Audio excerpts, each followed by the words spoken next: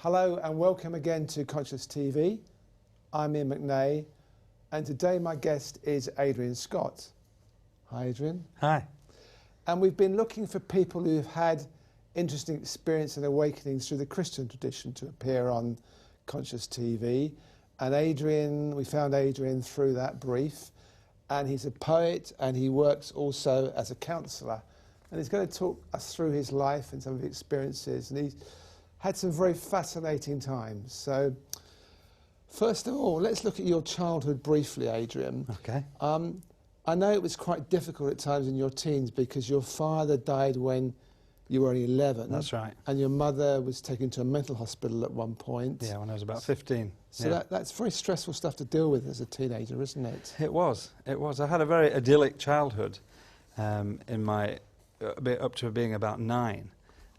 We lived in a really nice house on the outskirts of Sheffield. My dad had a good job, and but he was 20 years older than my mother, and he'd fought through the war. He was sunk on a aircraft carrier in the Indian Ocean, smoked a lot, liked to drink, and I think in many ways when he was 60 the stress of all that caught up with him and he had a stroke, which was very debilitating, and for me the first intimation that life actually isn't easy, and that illness and death, you know, come close to you, and that was overwhelming for a 9-year-old who, up until that moment, I think you feel somewhat indestructible as a child. And you feel secure, don't you? You do. You do. You feel that sense of connection. I was an only child. My dad called me his bestest gorgeous. That was what he used to write in cards. I've still got one. Yeah. So I had that sense of being very, very loved in a warm place. And suddenly that was all kind of pulled from under me, like the rug being tugged. And I remember as a child trying to devise this prayer that if I got it right, he would be okay. I used to say it every night, and he wasn't. I went away on holiday with my grandmother to Norfolk, and a policeman came to the door with the news that my father had died, and we had to go up to the local farm because there was no phone where we were staying. And I remember walking back with my grandmother, and her saying to me, "I've got some horrible news. Your dad's died." And it was just, I mean, I can go back to it right now, that sense of the universe changing shape, and the sense of confusion and loss, and how do you make sense of this? Yeah, it was a terrifying moment. It's a growing up, isn't it? It is. Yeah, it's being pushed into a whole new realm where death and loss and those questions that come with it, even for an 11-year-old. I can remember even then trying to write a poem about it as a young. You know, I used to write at school. I used to write for the little journal we used to produce at school, and I don't think that in my family they really knew how to handle death very well. So there was a kind of, my grandmother and my mother decided that it would be best for me not to go to the funeral and to stay down there with my grandmother, which was a kind gesture on one level, but I had no sense of closure at all. It was like I'd left and he was there, and I came back and he was gone, and I didn't do any of that healthy ritual that you need in a funeral. And unfortunately, my mother, the doctors immediately, because they could see she was very stressed, prescribed tranquilizers for her to get her over that hump of those first few days, and then, well, you might as well stay on them, you've got to drive down and pick up your son, and she gradually became addicted to them, I think. But it arrested that ability to grieve, to feel the reality of what had happened to her and to us. And unfortunately, she picked me up from Norfolk. We were trying to drive down to Hampshire. She took the wrong turn and ended up driving straight into London and being hit by a Mercedes wedding car on the North Circular.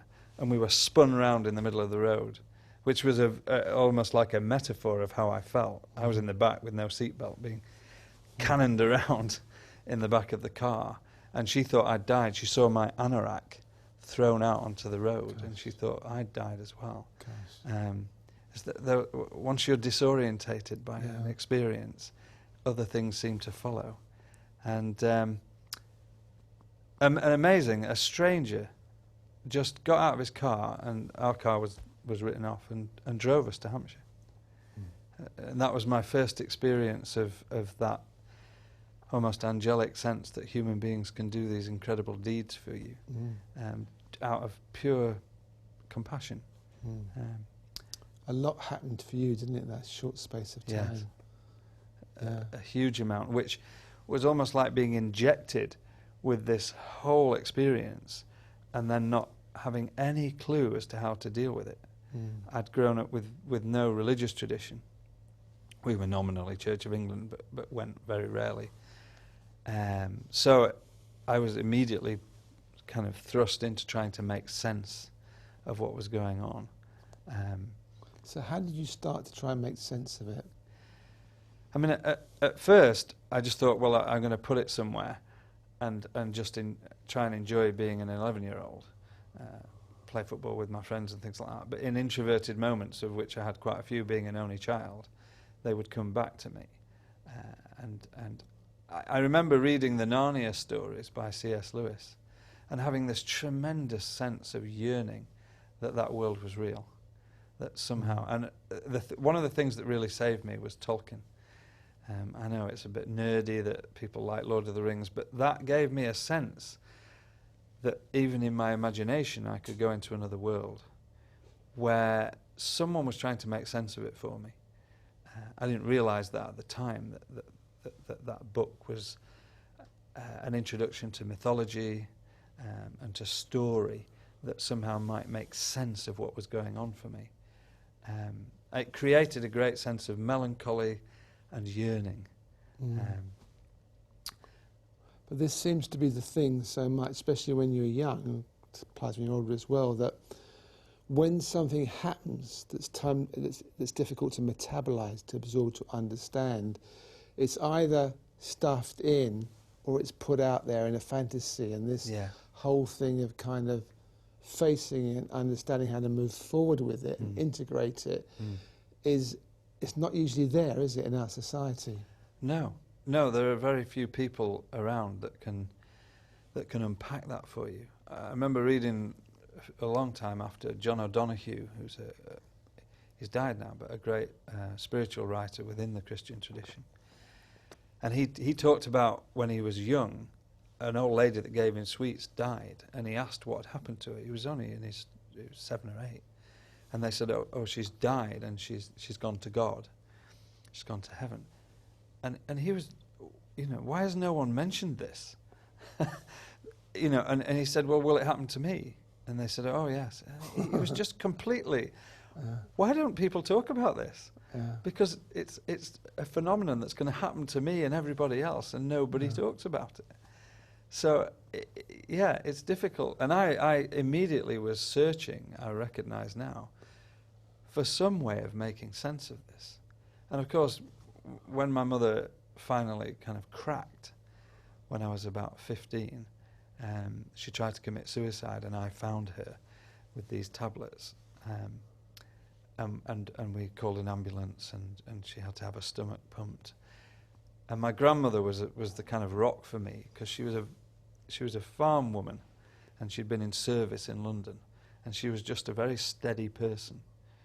I don't think she had any great spiritual tradition or any of that, but she did have a great steadiness. And her and I kind of scooped my mother up and put her into an ambulance. And the doctor said to my mother, would you like to go somewhere where you could be helped? And she agreed. I don't think she realised that actually she was going to be taken to a mental hospital. And in Sheffield, the mental hospital at the time was called Middlewood, and it was a real traditional sanatorium, asylum. It had big towers with rooks flying around it. I remember visiting her and being terrified. It's a housing estate now, but that was incredibly challenging, because she was on a ward where there were people who were being assessed from other parts of the hospital. So there were people with all kinds of conditions. And of course all the staff wore normal clothes, so you never really knew who was what. So I can remember one day there was an old guy reading a newspaper, and this other guy just leant across with his lighter and lit it, and the whole thing went up in flames. And I thought he was a doctor. So it was all very unnerving. I remember watching One Flew Over the Cuckoo's Nest and thinking, God, that just reminds me of where my mother was. So when you were around 19, you decided you were an atheist? Yeah, I'd studied you at to that? school. I'd done politics. I had a very influential politics teacher. I didn't pass many exams, but he introduced me to Marxism, and just that little quote that religion is the opium of the people, and this is all about wish fulfillment. And I think I was angry. I think I was very angry with what had happened to me. Furious that if there was some kind of other, why had that happened to me? You know, I'm not very impressed with what's gone on. So I decided religion was a waste of time. And then you were working in a clothes shop? Yeah, because I failed miserably at school. I emerged with 1 O-level to my name. Yeah. And it was in 1980, 81. There was a recession like now. And the only job I could get was selling clothes in a clothes shop in the centre of Sheffield. Were you good at that? Well, I wasn't at first. I was very shy, but you just get thrust into it. You've got to do it. Anyway, this punk walked in, didn't he? He did. This guy came to work with us, and the manager knew him. And he said, you want to watch him? Because he was a punk, and he still was. He's still got kind of jet black hair, flattened down for work, but he used to spike it up at night. And he said, he's one of these born-again types. You need to be careful of him. He'll try and convert you. And I thought, well, I'm ready for him. I'm ready for this. I know the Bible's full of contradictions. And one afternoon we were sent downstairs to the basement to tidy up and put suits together or whatever. And I said to him, you don't believe in all this religion. Well, I won't say the word that I used. And he just said, yeah, it's amazing. And then just changed the subject. And I was so surprised, because I had expected him to be very defensive and embarrassed or to try and convert me, and he did neither. And it was a great strategy, because I was fascinated. I was full of questions. So what fascinated you about him? He had a particular quality to him. He was very calm and seemed to be more on top of life than I was. I mean, he was very normal. Well, I say normal for 1980. He wore bondage trousers at times and things like that. But you know, he smoked cigarettes. He'd go to the pub with us. He didn't seem holier than thou. But he had a particular quality of awareness about him, and he seemed very settled in himself for a young man, and that fascinated me, because I didn't feel that way. I felt quite the opposite. I felt quite disturbed in many ways. And so I kept pestering him. And in the end, he said to me, look, read this. And he gave me a copy of the New Testament, a little plastic-bound copy. And he said, read Mark's Gospel. That's the second one. And tell me what you think. And I'd had very little religious teaching. I think I went to Sunday school a few times, so I knew some of the basic stories of the Good Samaritan, things like that. But the only real picture of Jesus that I had was from my school, which was a state primary school. But they had a picture of Jesus, blonde hair, blue eyes, standing with little animals on his arms. And I even think it said, I think it was a Victorian picture, and it said, gentle Jesus, meek and mild. Yeah. And I just thought, you know, that has no bearing on my life. But I began to read the pages of Mark's Gospel and discovered that this guy was a firebrand and a radical. He challenged his own religion ferociously. He spent time with all the wrong people, with the poor, with prostitutes, with tax collectors. Tax collectors. and within 3 or 4 chapters, the authorities had decided to get rid of him. Yeah. And as I followed the story, it seemed to be this great confrontation between his view of the world and what God was about, and the view of the world of the religious people and the political people around him, and that they seemed to win, that they got rid of him.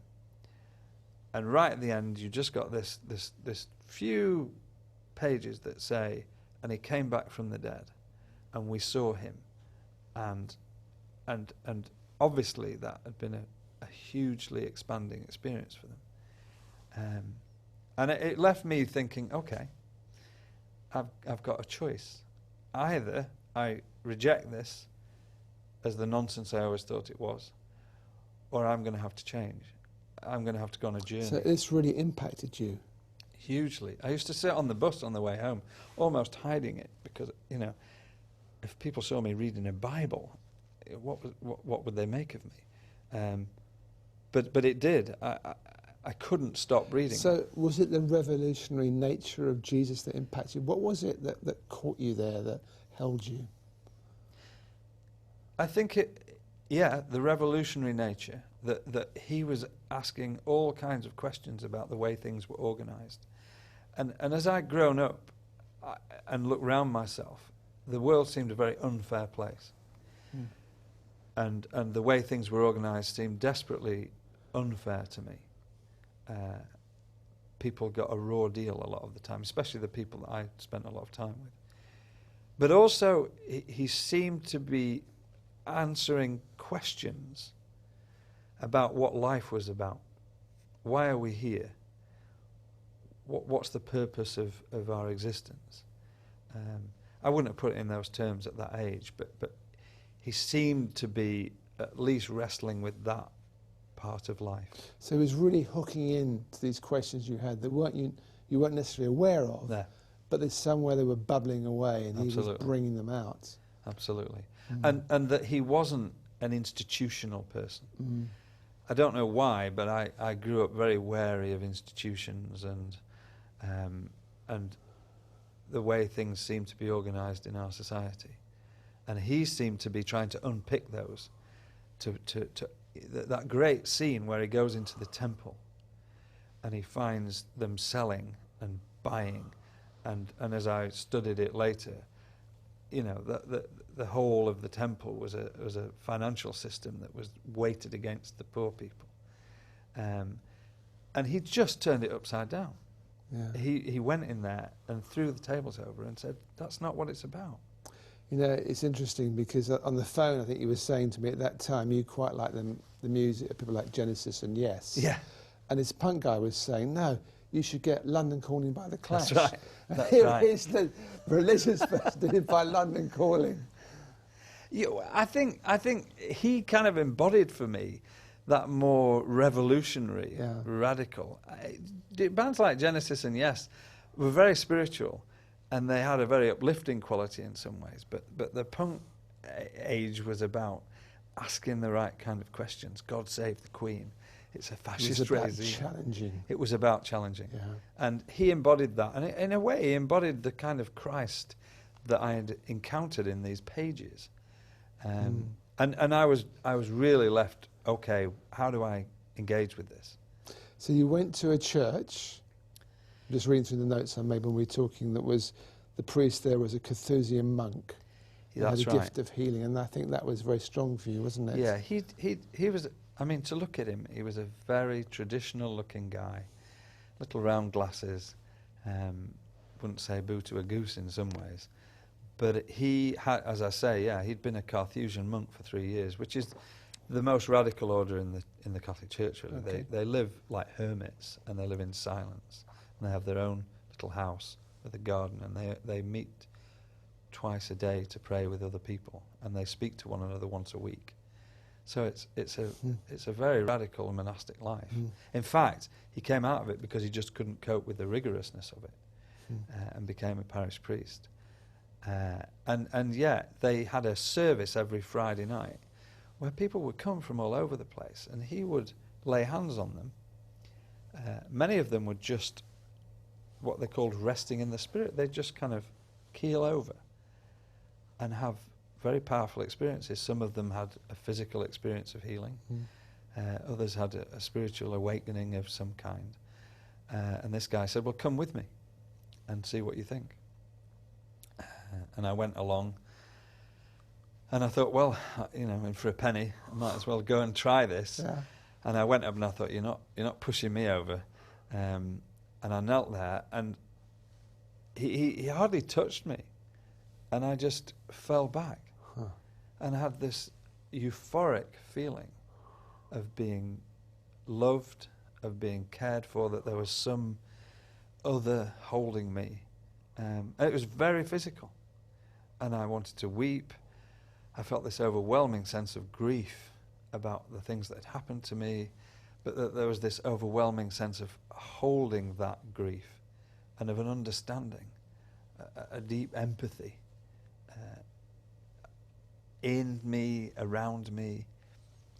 I wasn't completely unconscious, but I was there for a So it few was like minutes. everything was being stirred up and broken out, but not in an uncontrollable way. No. In a way there was space for somewhere to be understood and integrated somehow. Is that right, what I'm saying? That's absolutely right. I mean, I would never have put it in those words at the time, but that was my experience, was this tenderness enfolding me, almost saying, I understand all of this, and it's okay. You are all okay. Without words. This is just all what you without felt. Words. All without words. Just that's how I felt. Yeah. And it was a seminal moment for me. I could have intellectual debates about what I'd read in the Bible or whatever, but this was deeper than that. And I thought, well, if this is the God that Jesus is talking about, then I'm on for this. I'll go with it, because it's overwhelming. I can't deny it, and it sent me on a very long journey that I'm still on. So you felt you had tasted God at this point? I did. I did, and I felt that somehow this tiny speck of reality that I am, God was interested in it, in me, that my life had some kind of meaning, that it made sense, and that my experiences weren't random. There was a kind of providence, a meaning to them. Not necessarily that made them any easier, but it made them tasteable, experienceable. That it was worth being here. That it wasn't all blunt facts. It was hope in a way. Yeah. And then I think shortly after that, you got involved with this community. I did. This kind of explosion of people experiencing this. There were a number of young people who had these experiences. This punk had that experience earlier than me. We all felt compelled to gather, and we used to go on these Friday night services, and we'd stay up all night after talking about it. I think my mother wondered what on earth was going on with me, and we decided that we wanted to do this full time. And we watched a particular movie called Brother, Sun, Sister, Moon about St Francis of Assisi. Right. It's kind of St Francis of Assisi meets Donovan, meets the 60s, meets the hippie movement. It's a beautiful film in many ways. And we just thought, there was a guy who gave up everything, lived simply, and attempted to bring this revelation to other people. That's what we want to do. And so what were the steps? You got a house? And the priest, Father May, who was the guy that prayed with me, he was suddenly presented with this group of young people, all full of fervour, without much idea of what to do with them, but he decided to use the model that he'd grown up in, of religious life, monasticism, Franciscanism, and he managed to raise the money to buy 2 houses, one for women, one for men, or girls and boys really, and tried to help us form a way of living. And as I said to you earlier, the amazing thing is we ended up doing 2 hours of silence every day. I still don't quite know how we ended up doing it, but that was a profound discipline. So you moved into the house and you got your rooms, and so what was the structure of the day? We'd get up around 7 and we'd walk up to the church and we'd do half an hour's meditation, and then we'd say morning prayer. And it was silent meditation? Silent meditation. Yeah. And then we all sought simple work. I did gardening. We would eat together, and we would seek to serve the community we lived in, which was in a place called Maltby, which is a mining village. And this was just at the time of the miners' strike. So we did a lot of work with young people. But it wasn't kind of strategic, structured work. We were very much imbued with this idea of providence, that things would happen and people would be sent to us. And so we did all kinds of youth work. These are some pretty broken kids. And constantly with a feeling of inadequacy and not quite knowing what to do next, but just trusting that this providence would lead us. And at some point every day you had to do your hour, which was you go to your room and again meditate for an hour. And when you were meditating, did you find a lot of peace in the meditation at the time? At times, that euphoric sense would return, but also all kinds of other things. At the beginning of Mark's Gospel, it says Jesus goes into the wilderness for 40 days, and the wild beasts were with him, and angels ministered to him. And I think it's a great description of what happens in silence. All the wild beasts, all the things that you've shut into cupboards that you don't want to look at, came out. My father's death, my mother's illness, all my senses of inadequacy, who am I, what am I doing here, all came out. And I think that the priest that started the community and all of us were desperately trying to find, where's the compass for how to deal with this? And one of the great compass points we found was the desert tradition in Christianity, which is probably 2nd century, where these people decided they wanted to live a more radical way of Christianity. And they went, because martyrdom had stopped. The Roman Empire had decided they were okay. So they went out into the deserts of Israel and Egypt and lived alone with God. And what survived from that tradition are little sayings. Go into your cell, and your cell will teach you everything. Which I understood to mean, if you stick with this, you will be enlightened. You will find the truth. Don't abandon this. And there were all. There's a lovely one, Abba Poman. They were all called Abba or Amma, mother or father. Abba Poman said, had Moses not led his flocks to Midian, he would not have met he who was in the bush. In other words, sometimes your life seems completely random, crazy. Moses was a fugitive from Egypt. He was working for his father-in-law. He was looking after sheep. Not when he was a prince in Egypt did he meet the other, but at the end of his life's tether. And that was a great comfort to me, because I felt that's where I'd come to. And that somehow I met the other in this little room in a terraced house in Maltby.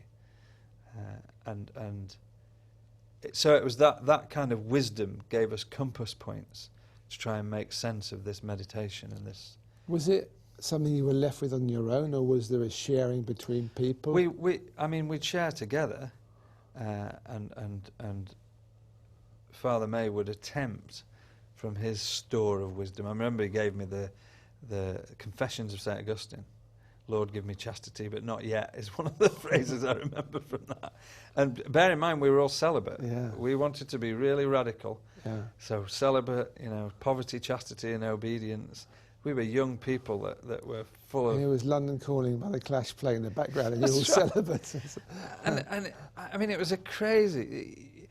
There's a great film at the moment that's out called Tyrannosaur, and it's not about dinosaurs. It's set on a northern housing estate, and it's just about the relationship between two extremely broken people, and how somehow they find hope. And it's very hard to watch, but it's just like Maltby was when I lived there. Terrifying violence at times, very broken people, but people full of love, full of aching to be more whole, and that we were in the middle of this. I mean, they used to call us the church house, and are very wary of us at first. But an old lady died next to us, and we went to her funeral, and the whole community warmed to us because we made that connection. We'd shown respect to this old lady. So it took time. It's interesting. It takes time for people to warm to you because it does. To start with, they think you're strange. Absolutely. They're not sure how to relate. They thought we were running a brothel at one time because all these young people from the area would come in, and then we'd do our evening meditation. Yeah. So we'd draw the curtains, light a candle, and it'd all go quiet for half an hour. And they were very disturbed by that. But they gradually warmed to us. So over time, I know you were there 9 years in this house. Well, in Maltby, and then I came down to London to study philosophy and theology, and I lived in a council flat in Bromley by Bow on my own. That was more like a little hermitage. Okay, again, in a very, very. But let's take the time. How long were you in the actual community in Maltby? Yeah, I was there for a couple of years, then came to London, then back for another year. Yeah, but over the time you were in the community, how did you find yourself changing on the inside? I think the best way to describe it was that I felt a sense of expansion. That my eyes and ears were being opened to a bigger world. But in some ways, the community, because of its philosophy and theology, which was quite narrow, there was a tension in that. I think all this silence was doing all kinds of things to me, making me ask new questions. Yes. But the framework of answers that were given, I'd bought Catholicism, hook, line and sinker. Didn't question the church at all. We were all in we were good Roman Catholics. But that framework that the priest, who was a lovely man, but in some ways quite narrow in his thinking, I was expanding beyond it. And that created a great tension, which I spent a long time not wanting to pay any attention to because I could see where that might lead me. But were you, to some extent, healing the relationship with your father and your mother? I remember going home to see my mother, and she said, "Oh, you've got to watch this film. It's called Shadowlands," and it was about C.S. Lewis and losing Joy Davidman, which the book of Grief Observed is all about. And I came back to the community house, and there was no one in, and I wept for about 3 hours. I mean, not just tears, I sobbed. It racked out of me, this terrible sense of loss and grief. There's a bit where C.S. Lewis says to the boy, it's terrible, isn't it? And the boy just says, "I just want her back." And I thought, I just want my father back. Yeah. So there was this ongoing sense of healing and catharsis that I didn't have much control over and didn't really understand, but went with it. So looking back on living in the community, what did you like and not like about it? I don't mean in a judgmental way, but what really helped you and what didn't help you so much? I think the comradeship in meditating together and having a place where we could be honest with one another about what was going on. Although that narrowness of the theology stopped some of that. So that's what I didn't like. But the comradeship, the ability to be very centered in silence, and the simplicity of being in a very working class, kind of broken community in many ways, was wonderful. I've never forgotten it. I know one of the things, again, you told me, we chatted on the phone, was that your egos at some point also got a bit out of control. You kind of thought you were very special. And I think there is a kind of inflation. When you have a spiritual experience at that age, I think it inflates the ego massively, because you feel so special, that you've got the answers, that you're right. And so, I think we were quite unbearable in some ways. We would go to places and tell everyone else they got it wrong, that we had the answers, and we would always attract people who would join young people. But I suspect that there was a whole group of other people who just thought we were arrogant, self-opinionated, impossible to deal with. Life and reality stepped in over and over again and pulled that rug of arrogance and grandiosity from under us. People left, trying to maintain celibacy among a group of teenagers and 20 to 25-year-olds. Not easy, people. So how was that for you, being celibate? I had grown up trying to make sense of, well, what is this? What is sexuality about? I'd had some sexual experiences, and I can remember thinking, is that it? Is that what everybody's been talking about? They weren't. It wasn't the kind of earth-moving experience that I expected. It was all a bit furtive, and what did she think of me, and what did I think of her? So I had some experiences, but they were fairly unsatisfactory. Yeah. Actually, being celibate gave me a chance to build relationships with women and other men that weren't just about, so when are we going to get down to it? Yes. They were about something more.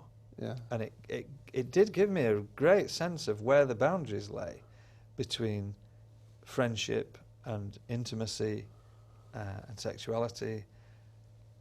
But it was hard. It was very difficult. So you could be intimate knowing that sexuality was an issue? Yes. I can understand that. That could be a big thing. Yes. And I'd be talking to someone of the opposite sex, say, and you kind of think, okay, there's the moment. This could turn into something else, and I have to pull back from that. But that's where it lies. And interestingly, being celibate, I'm not the best looking person in the world, but it does have some kind of aphrodisiac effect at times. I think it's the forbidden fruit, and you'd realise that someone was really coming on to you, and it was about kind of discerning. Okay, well, what am I going to do here? And I right to the end of it, I managed to keep that vow. But I was becoming increasingly aware as it went on that actually I wanted a partner. Yes. That I felt incomplete. Was that one of the factors that drew you out into the real world again towards the end? Yeah. Interesting you use that word, real world, because there was an unreality in a way about what we were doing. It introduced us to some frightening realities, but it was slightly unreal. Yes, I don't think I would have admitted it at the time. I don't think I was fully conscious of it. But I increasingly thought, actually, to be a priest is going to pull me right into this institution of the church. And you have to toe certain lines and agree to certain things. And I was increasingly uncomfortable about that. So that wasn't what you read about on the bus in the book, what Jesus was it? Exactly.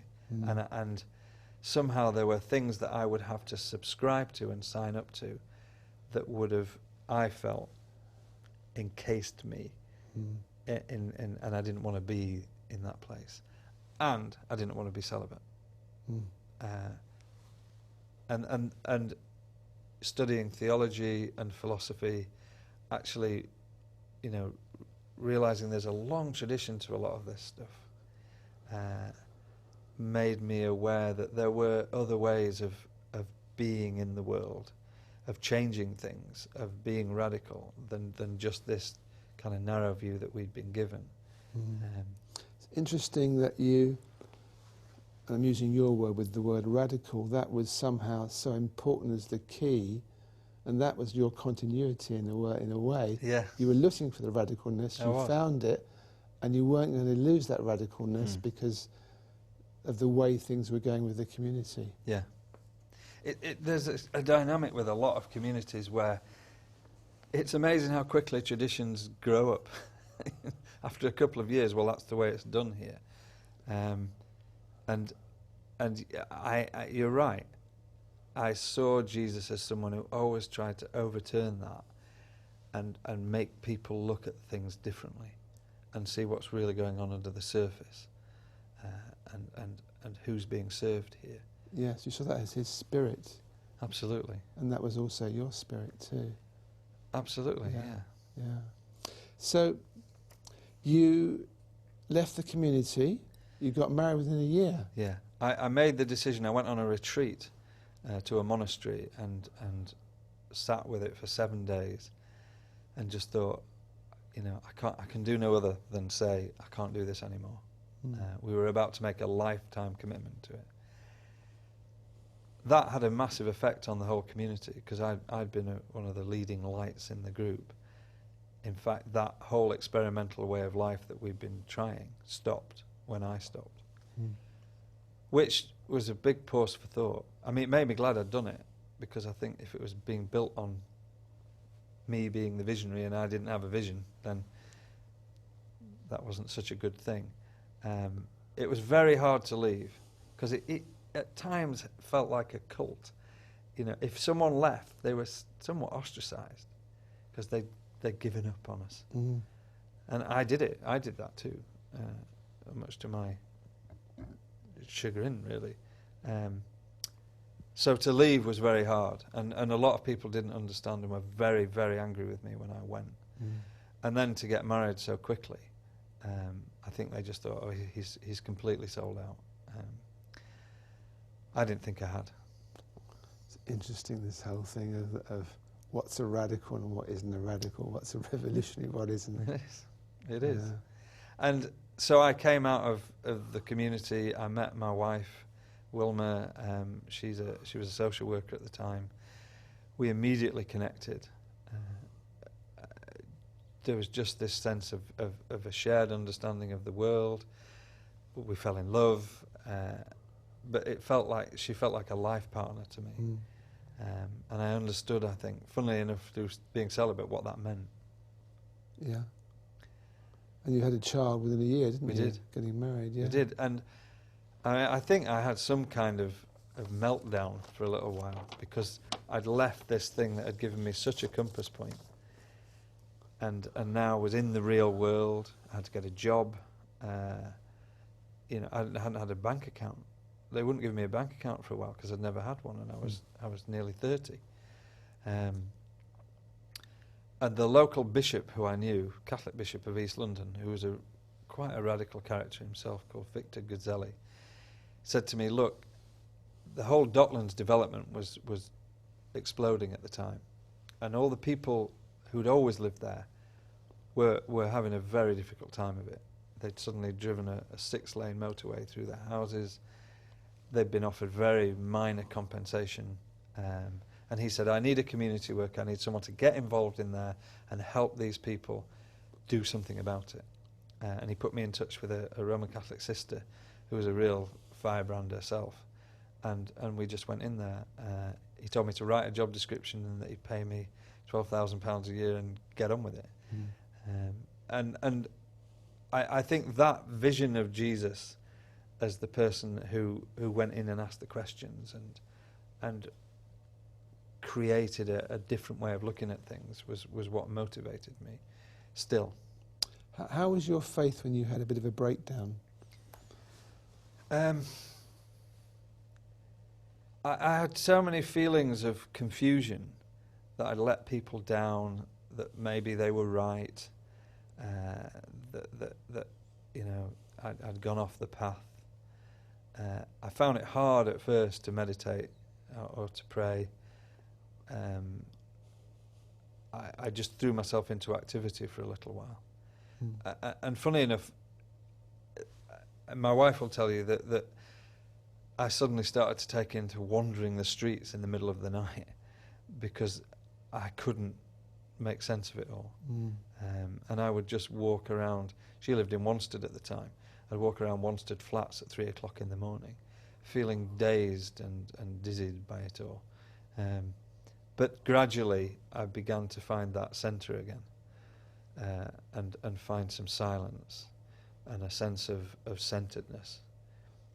And what were the factors to help you find that centre again? I just went back to that, having a sit. So it's sitting, being silent, letting what would come up. Yeah. And having a partner, having someone to say, actually, this is what's happening. This is how I'm feeling. And we went through a lot of... she's a very private person, not massively demonstrative. I'm much more demonstrative. We went through all that push me, pull you of I need you, don't overcrowd me, all of that kind of stuff. Yeah. But we found a way of talking to one another and reflecting each other that was very healing. Yeah. And then you had a second child who had physical problems. That's right. Tell the story you told me about being in the hospital. We'd had the first child, everything had been pretty straightforward. You go into this thinking that everything will be fine. We got pregnant again and went for a scan because the GP thought it might be twins because she was rather big for her dates. And the scanner just scanned and said, there's a problem here, that your child's intestine is in the umbilical cord. It could be all kinds of problems or syndromes. You'll need to talk to your doctor about this. And we were just kind of fired back out onto the street with this sudden change of circumstances, that sense of having the rug pulled from under you by life. And the pregnancy continued with great difficulty. My wife's waters broke when she was 24 weeks. She had Lara when she was 30 weeks, so she was a 30-week-old baby with 24-week-old lungs. They didn't think she'd survive the night. I went with her to the special care baby unit.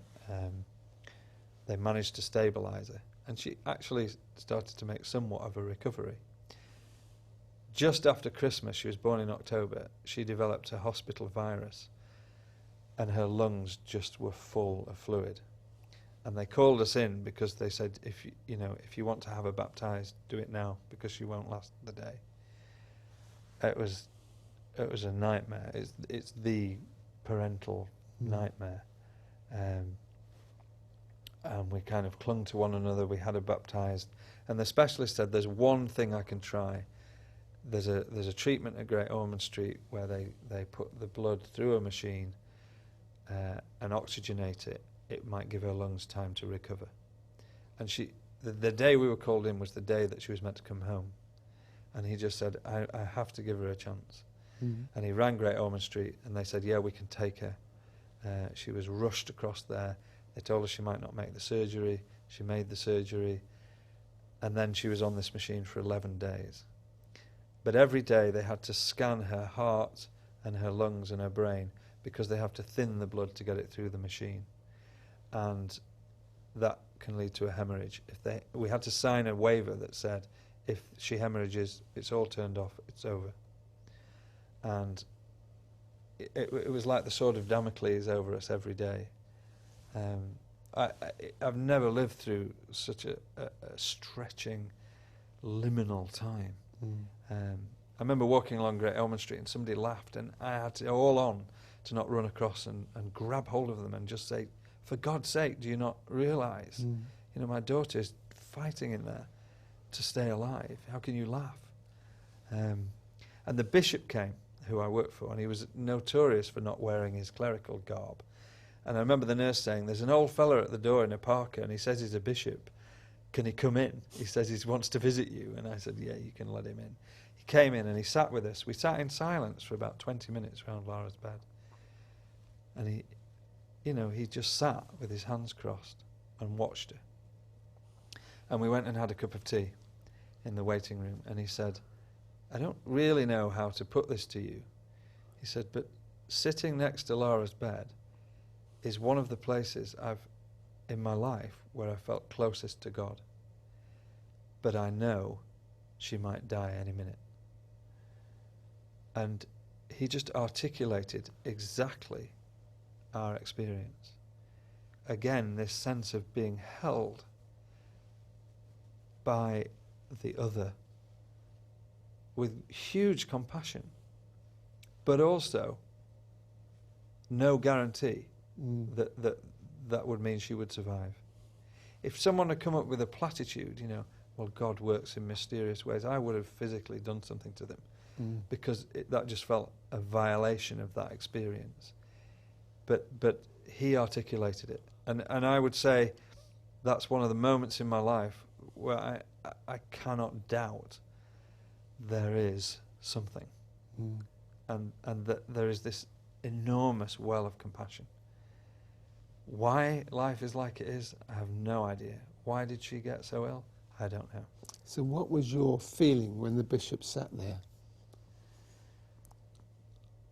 In terms of when he said what he said, or just sitting with what you him? felt? Just a complete agreement with what he was saying, and an utter sense of it's okay. It's okay. This is okay. Yeah. It's horrendous, and I've been stretched beyond what I believed I could possibly endure, and I'm okay. We are okay. We will be okay. It sounds trite, the word okay. I mean, I could put much more eloquent words to it, but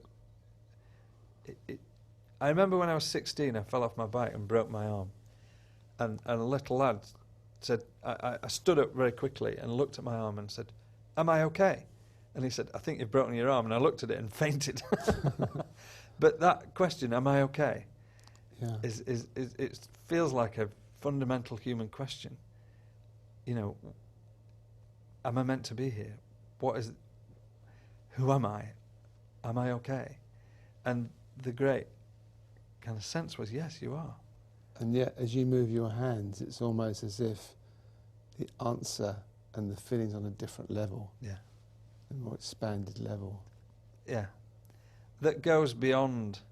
I think that time took me beyond the confines of ordinary religion, of some of the boundaries of Christianity, some of the things where people say, well, if you don't believe in this, then you'll go to hell for all eternity. That experience went so beyond that, and so said to me that this is the inheritance of every human being. And actually what often breaks us into this is huge suffering and brokenness. My wife went on at one point to be the chaplain in Sheffield Children's Hospital because of that experience, to try and all her work, and I did locum chaplaincy with her, all the work was with people who don't go to church, who don't have a language for this, to try and just say to people, this is the meeting point with whatever there is. You don't need some mediating institution. You need to learn how to expand and feel it and go through that. When they say to Jesus in Mark's Gospel, give us a sign, he says, the only sign I will give is the sign of Jonah, who was in the belly of a whale. So will the Son of Man be in the belly of the earth. Or he says in John, unless a grain of wheat falls on the ground and dies, it remains a single grain. There is something about this dying that we experience that actually opens us up to a whole different kind of life. Okay, we need to finish there, but you were saying earlier you'd love to read a poem, a short poem at the end of the programme. I would. So this is the book that I published last year. I found that writing poetry was part of who I am. Yeah. Part of that emergence into me being okay and me being just that sense of being held, that I could express it. Jung says, I feel it is the duty of one who goes his own way to inform society of what he finds on his voyage of discovery. And so this is, for me, is a recording of what I found on my voyage of discovery. And the poem is called Keelhauled. I don't know whether you watched pirate films as a boy, but there was a thing that they would do to sailors, a punishment called keel hauling. And it literally meant dragging them under the keel of the ship. Okay. A lot didn't survive. But it had that experience of being plunged into a difficult experience and coming out the other side. Yeah. So it's keelhauled. If you haven't been keelhauled by life, then you're not living. You've been getting the message all your life. The ascent of spring, the long dark of winter. Yet for many, it's hidden in plain sight. Your ordinary life is a drama wearing the masks you see at the theatre, weeping and laughing, exits and entrances, tragedy and comedy. Then there is the hot leap of love and the blunt fact of death.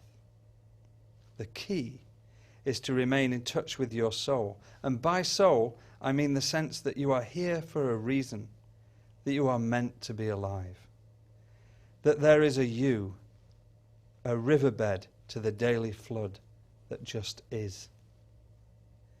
So when you gaze in at the windows of your childhood home, catching glimpses of those inevitable losses, welcome their hungry faces, aching to be recast into your life, to make of you a human. Thank you. Thank you. Thank you, Adrian, very much for coming along to talk pleasure. with us here. It's a pleasure. And thank you, everyone, for watching Conscious TV, and I hope we see you again soon. Goodbye.